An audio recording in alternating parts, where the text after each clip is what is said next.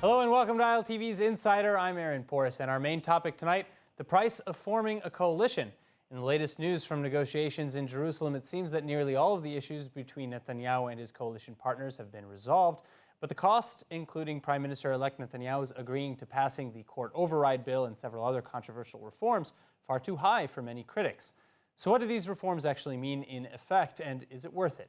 Joining me to discuss is outgoing Knesset member from the Meretz party, Mossi Raz, and Likud Party political advisor, Yonatan Oz. Thank you both so much for joining me today. Thank you for having me. Now, Mossi, I actually want to start with you. Let's get a baseline. Given the apparent appointments reported thus far, what are your initial thoughts of the coming government as it is? You know, I'm not supporting this government. And first, the first thing that is really astonishing me, and I think not only me, I think almost all the Israelis from right wing and left wing, is the fact that there is no coalition right now. And it seems like the leaders of the future coalitions, not all of them of course, but many of them are focusing in their personal issues, in their personal what portfolio they're going to get in the government. And this is something that we never seen in the previous governments. Of course, not in the current government. That was, you know, just a question of, okay, you will be a defense minister, you will be a finance minister, and it was very, very easy from that point of view. There were some ideological problems, but not problems like that. Second, the fact that this coalition is by far very different from all the previous coalitions, even those who were chaired by Netanyahu. I don't think Mr. Netanyahu wants this coalition. I think he wishes that center parties like Gantz and Lapid will help him and join the coalition. What he had always in the past, and not now, he is now really in the hands of the far right and of the ultra-Orthodox. He's not far right, he's not ultra-Orthodox, and I'm sure he's not happy about that. Another point, of course, is the override bill that probably we're going to talk about that later. Absolutely. Well, so in the meantime, until we get there, Yonatan, you know, what are your thoughts, especially on what Mossi just Well, said? I think Mossi, well, he surprises me since when he says that previous governments didn't have people wanting this portfolio, that portfolio. I mean, this is something we've seen in a negotiations term in the past. Maybe the major difference right now is that we are more, we witnessed more the like the fine details of the negotiations because of the nature of new media these days, or but I don't see a big difference. But on the other hand, I mean, if that's the issue, if the point is that if the major problems are the portfolios, then it should, it means that there's no much place for arguments about and like misunderstandings with respect to the bills and the ideology. Okay, so maybe it means that, in fact, contrary to what you say, Bibi Netanyahu is very fine with 80 or 90% of the ideological issues that are discussed during these negotiations. So if that were true, I mean, two things jump out at me. One is the idea of, and this is not entirely new to these coalition negotiations either, but the formation of new ministries to meet personal ideologies. Yeah, but they're not new. They're not entirely new. These are all like ministries that were once split, then put together, then split again, and it all goes down to, okay, a certain price that is paid in order to satisfy the different parties to this coalition. But you know, I want to go straight to the most problematic point. You know, I'm sure that you want to ask me maybe something about Avi Maoz and the Noam party, of which I mean, many people I see as the most certainly want to extreme- get to that. as the most extreme part of this coalition. And you know, Mr. Netanyahu solved that problem in a very nice manner. He just put him to be a deputy minister, which means practically, and don't say that Well, I mean, to anyone. Don't tell that. It's not that he has. Avi Maoz. Well, it's not that he doesn't have any authority, and we're going to get to that in a second. Nothing. I mean, well, so the other thing that jumped out to me though is the idea that you're saying Netanyahu is quite possibly very happy with the outcome of this government. I think But so. then why strip many of the ministries of their authority? Well, he doesn't strip many of the ministries. He's of taking their certain authority. authorities out of the finance ministry. He's taking Yeah, these are just playing games that are done almost always. I mean, in the past, Kachlon wanted to take the authorities of lots of authorities from other ministries of construction and housing and etc. And then he took the blame for the price for the housing prices. So it was never like that. I mean, first I said about who is going to be in what portfolio. For sure, it was not like that in this government, in the current government.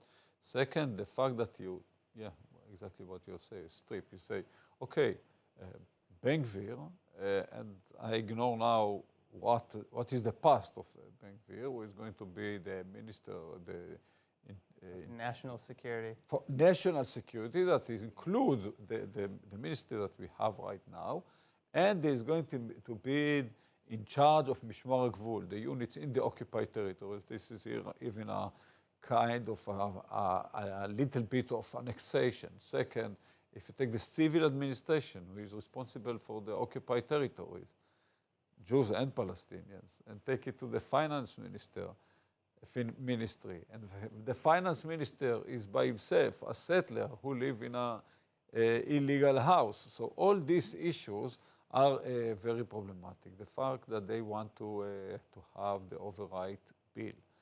Now, override bills, there are some override bills in other states, but not states without constitution, and not in that way that we have an override bill that they want. You're right. This but state has but already. not. Yeah, you're right. But not what they want to have. For example, and the main reason they want to cancel Chok Hasdara, the decision, the resolution of the Supreme Court on the case of Chok Hasdara. Actually, they had a legislation that if a settler steals the land from a Palestinian, it will be legalized. And of course, the Supreme Court did not let it happen, and they just want to have it in a majority because many of the settlements are on a stolen land. So they want to solve all these problems, and it's going to be, of course, they are going to confront the international jury, not all of the Jews abroad, but most of them. You know, they say that they attack reform conversions and many other things. So I do want to get into some of the but I must interfere. Sorry, with something that you said about this Chok Hasdara, this law of legalizing stolen land. Yeah, that's how you call it. Okay. Now, the stolen land that you the stolen land you talk about. I mean, in fact, there is not even one settlement, Jewish settlement, that was built really on land that was either agricultural or anything that had private ownership. And we know that even when the Supreme Court found 9 houses in Ofra that were suspected to maybe built on private. You haven't heard the news in the last decade. If you take Ramim, for example. Finish, but maybe you can let me. Yeah, you were right 10 years ago. Only 9 houses they found, and they demolished them, right? So I want to understand how come you say it's that all the settlements are. I didn't say all. I said okay, some of them. I said some of them. How many? I don't know the number, but they don't want to know either. This is why they had this legislation. Why did they want this legislation? not because they think like you, that all the problem is only with 9 houses, because they know the problem is with a lot of houses and with a lot of places. And we have to say the Supreme Court is now very supportive to the right-wing government. We know Crimea, the resolution in Crimea. Actually, the Supreme Court itself decided in Crimea that in fact, that in spite of the fact that the land was not owned by the settlers and was not owned by the state, it was owned by Palestinians, they can stay because they fought owned by the state. They didn't find, right? Many of these cases are brought without finding an actual owner. You know that. If you don't want to find, you will never find. Oh, okay. Okay, so like an entity somewhere sues the state, claiming that it's private ownership without knowing who's the private owner. That seems legit. This case they knew, but you know very well that there is no symmetry. There is occupying empire and Palestinians without any rights, so they cannot prove anything. So Moshe, I want to push on something though that you mentioned earlier as well, which is the idea that Netanyahu, in your own opinion, would probably have liked a more centrist government. And I know that the majority of Israelis want a centrist unity government. Poll after poll shows that. So then why then don't more of the parties that are now going into the opposition join with Netanyahu when he has a quarter of the Knesset? You have to ask them, but I think the reason is that they don't believe Netanyahu. No, but I mean, it would not be that, you know, even his partner, Bezalel Smotrich, call him a liar, or even a little bit more than liar. So even many of the people who support Netanyahu don't believe a word that he says. So I think the problem is that they otherwise they could have joined, and they did that in the past. Lapid and Gantz and Labor, all of them. But even so, I mean, so they don't believe him. It's arguably the easy way out to criticize all of these policies when, say, Gantz, for example, is in a position to probably join Netanyahu again, serve as defense minister. It sounds like Netanyahu might even like that. Netanyahu might even like that. He doesn't say that Gantz can make a difference when he's in the government. I'm not sure. But this is something that you have to ask him, not me. I think he doesn't believe any word that Netanyahu says. Okay. Unlike many other politicians, of which everybody believes every word of them. But let's stick to that. Okay, I want to understand something. On one hand, you say Netanyahu is to blame for forming such a right wing, an extreme right wing. Supposedly, no, just a second. Supposedly, such an extreme right wing government, which he probably doesn't want, as you say. That's one thing, but you say that nobody wants to join him and they're not to blame because they won't believe him. Okay, what's to believe? He means that they won't believe him in terms of being an additional prime minister. Now, I think the public has spoken, they don't want any other politician to be prime minister. So if they want to join, they can join. But I think that they don't want to join because they think that by joining him, they will prevent his political end. Okay? That's the real issue. And so they can't really complain about Netanyahu joining right-wing parties because what do they want him to do? Yeah, but democracy is that you can complain even if you don't. Yeah, they can. Do you imagine going to the Republican US and tell them you don't have to complain at all because you have to join the Moshe, I feel the Democrats. I feel for your complaints now that your party is out of the parliament. I mean, I can only feel for you. What can I say? I did not complain at all. I just described the situation. Okay. I do want to touch back now on the override bill, which is a complaint not just from Moshe and Meretz, but of many, many Israelis. It's arguably one of the most contentious items on the docket that it seems everyone in the incoming coalition agrees to. As we mentioned here earlier, we already have a so-called override bill, which is a supermajority. 80 Knesset members can come together and override just about anything and pass a basic law. isn't lowering that majority to something that any coalition would have automatically a danger to checks and balances in a democratic country? Well, first, we don't have an override bill today. We have an override bill in a specific issue of workforce, etc., laws. And it was passed, by the way, by a very low majority, not 80, not 90, and nothing of that sort. And it was passed after a Supreme Court specifically stated that it is okay to do so. And that was in the 90s, Well, but the that's good old but that's 90s exactly my of point. merits. But that's exactly my point, is that so- certain laws are passed under the checks and balances of a judiciary. No, but it just doesn't cover a simple all the majority. issue. No, it covers only a specific issue of But what this bill, work but laws. what the coming override bill would allow is arguably a simple 61-seat majority. I mean, the number has not exactly been stated yet, but it seems like it's going to be somewhat low. Yeah. And it would allow them to override any checks and balances of the judiciary. Well, if we want to be more detailed, then it's not exactly true, because it has to do more with only with major laws and not with decisions of the government. The Supreme Court could still override many decisions of the government, but yes, the government then override that override? But yes, the reason is because the Supreme Court in the recent decade interfered 3 times in a row in laws that were, their only goal was to enforce the policy, the immigration policy in Israel in some kind of a sufficient manner.